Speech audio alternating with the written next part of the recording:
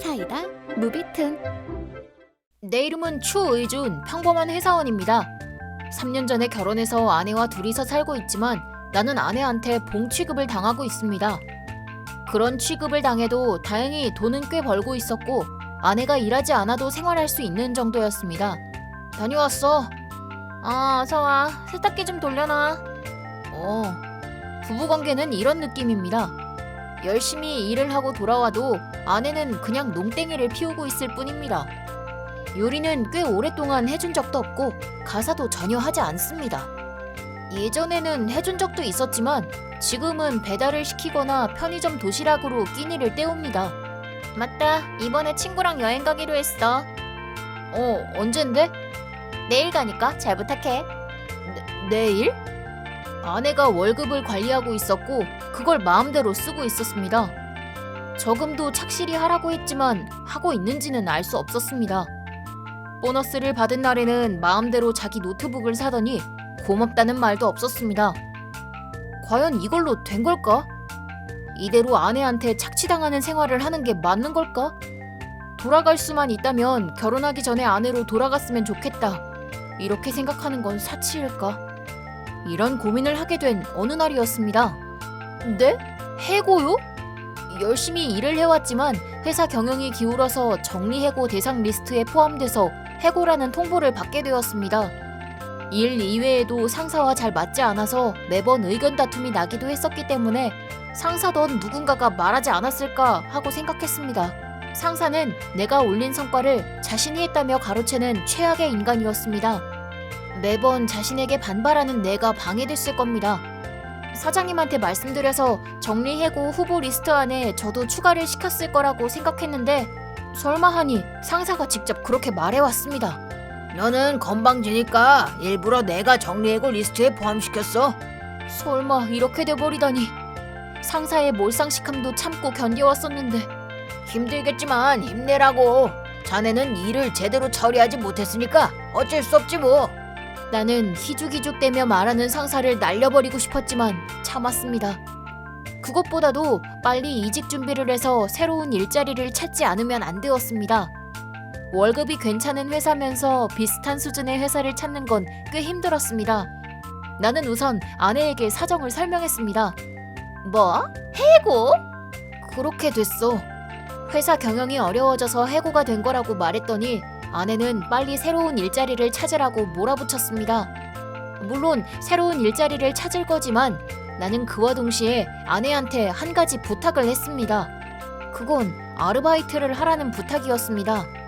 지금까지 받았던 연봉만큼의 일자리를 찾을 수 없을 거라고 생각한 나는 전과 같은 생활을 하기 위해서는 아내도 일하는 게 좋다고 생각한 겁니다. 하지만 그런 부탁에도 아내는 그런 거 싫어. 뭐 때문에 내가 당신이랑 결혼한 건데. 그렇게 말하면서 일하는 걸 거부했습니다. 그러면 이제부터는 조금 절약하는 생활을 해야 한다고 설명을 하니 이번에는 이것도 싫다고 말했습니다. 그러면 대체 어쩌라는 거야? 하고 물었더니 아내는 표정도 바꾸지 않고 이렇게 말했습니다. 이혼하자. 뭐? 당연하잖아. 나는 당신 연봉이 좋아서 결혼한 거야. 당신한테 연봉을 빼면 아무것도 없잖아. 나는 그 말을 듣고 크게 실망했습니다. 아내는 내가 아닌 연봉과 결혼한 거였습니다. 직장과 아내를 잃으니 아무것도 하고 싶지 않았습니다. 게다가 아무래도 아내는 바람도 피우고 있었던 모양입니다. 돈 씀씀이가 컸던 건 내연남이랑 놀기 위해서였던 거죠. 아내는 바로 내연남이 있는 곳으로 가버렸습니다. 저금은 일단 해둔 모양이었지만 몇백만 원밖에 남지 않았고 게다가 그 액수의 반을 아내가 가져가게 되었습니다. 아내를 위해 엄청 열심히 일했는데 그 결과가 이거라니. 인수인계를 하기 위해서 며칠 남지 않은 출근 기간 동안 한숨을 내쉬었습니다. 네? 관두시는 건가요? 네, 회사 방침 때문에요. 말도 안 돼. 의존 씨였기 때문에 저희는 계약을 맺은 거였는데요. 죄송합니다. 다음에는 새로운 담당자가 올 겁니다. 거래처 사람들을 하나하나 만나 뵙고 인사를 드린 후에야 회사를 떠났습니다. 이제부터 어떻게 해야 할까? 그런 생각을 하면서 일자리 센터를 다니며 일자리를 찾고 있었습니다. 하지만 좀처럼 좋은 일자리를 찾을 수 없어서 취직에 꽤 난항을 겪었습니다. 어쩌지? 곤란해하고 있을 때 갑자기 전화가 왔습니다. 전화를 받아보니 전 회사에서 신세를 졌던 대기업의 부장님이었습니다. 아무래도 담당했던 사람한테 내 번호를 물어서 전화를 걸었던 모양입니다. 자네 이야기는 들었네만 혹시 괜찮으면? 네? 정말이십니까? 대기업 부장님이 나를 헤드헌팅한다는 것이었습니다. 전 회사에서 얻은 경험이나 지식을 우리 회사에서 발휘해보면 어떻냐는 제안이었습니다. 바로 면접을 보고 당당히 합격했습니다. 무엇보다도 전 회사보다 더 좋은 회사에서 스카우트 해간 거였고 생활은 꽤 좋아졌습니다. 게다가 지금은 아내도 없으니 월급을 마음대로 쓸 수 있었습니다. 사고 싶은 것도 마음대로 살 수 있었고 휴일도 많이 생겼으며 하고 싶은 걸 마음껏 할 수 있었습니다.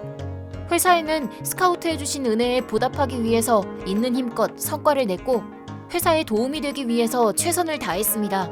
그 덕분에 나는 회사 안에서도 영업 성적 1등이 되어서 관리직에 오르게 되었습니다. 게다가 전 회사의 거래건으로 인해 가게 되었고 거기서 나는 전 상사를 만나게 되었습니다. 왜 네가 그 회사에 있어? 오랜만이네요. 이 회사에 운 좋게도 스카우트 당했지 뭐예요. 상사는 나를 보며 분해했습니다. 모든 일들이 순조로웠습니다. 그러던 어느 날, 네, 여보세요? 의진씨 잘 지내? 헤어진 전 부인한테서 온 전화였습니다. 이제 와서 대체 무슨 볼일이지?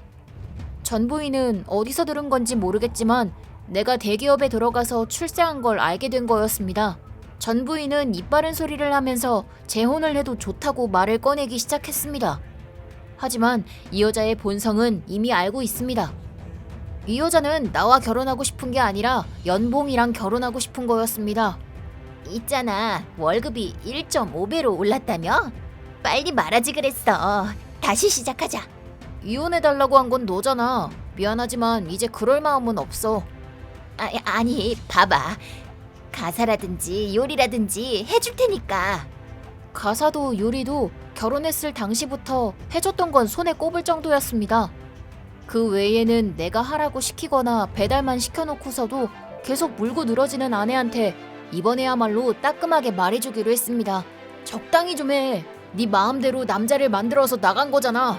게다가 가장을 ATM 기계로만 생각하고 수고했다는 말 한마디도 안 하는 아내는 이쪽에서 사양이야. 그렇게 말했더니 전 부인은 오히려 화를 내면서 나한테 반격을 냈습니다. 상관없다고 한 건 당신이잖아. 말이라도 했으면 용돈이라도 줬을 거 아니야? 라고 하면서 마치 이혼하게 된 건 전부 내 탓이라는 듯이 말했습니다. 그런 아내한테 나는 점점 더 정이 떨어지기 시작했습니다. 미안하지만 무슨 말을 하건 나는 다시 시작할 마음은 없어.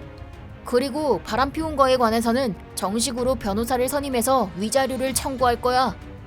잠깐 기다려봐. 그런 말 한다고 해도 돈 같은 건 없어? 이렇게 말하고 전화를 끊었습니다. 마음대로 나간 것도 바람을 피운 것도 그 여자였습니다. 변호사를 선임해서 확실하게 위자료를 받기로 예전부터 생각했었습니다. 솔직히 해고당한 나도 잘못된 걸 수도 있습니다. 하지만 수입이 줄었다고 해서 떠난 건 그쪽입니다. 수입이 다시 좋아졌으니 결혼하겠다는 그런 배부른 소리는 하는 게 아니죠. 뭐야? 무슨 일이야? 피곤해 보이네? 아니, 아무것도 아니야. 나는 지금 새 여자친구와 같이 살고 있습니다. 전 부인처럼 수입으로 사람을 판단하는 게 아니라 진심으로 나를 사랑해주는 사람입니다. 그로부터 몇 년이 지나 그 여자친구와 결혼해서 지금은 행복하게 잘 살고 있습니다. 아이도 생겼고 일도 순조롭게 진행되었으며 말 그대로 평탄대로였습니다.